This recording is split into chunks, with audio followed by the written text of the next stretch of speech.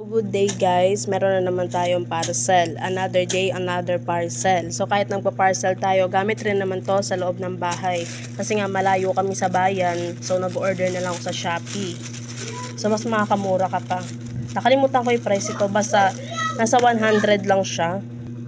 Nasa 109 lang to guys. Tatlong dozen na siya. May freebies pa. So, may freebies tayong mga ipit. Ewan ko, dalawa lang ata yan. So, kahit wala siyang bubble wrap, wala naman nasira. So, ganito lang kalaki yung hanger natin na nabili para marami tayong paggamitan.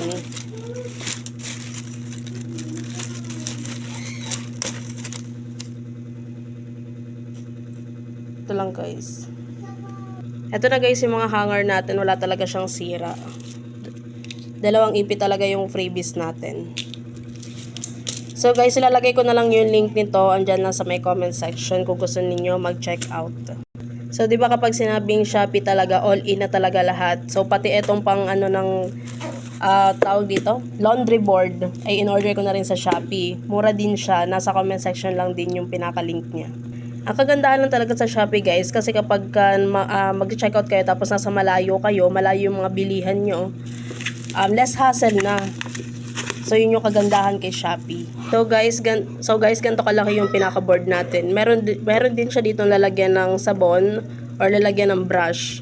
Tapos kaganto yung board natin. Parang ito yung ilalagay mo doon sa mismong dulo ng planggana para di siya dumulas. O diba kahit ito in order na rin sa Shopee. All in talaga sa Shopee guys.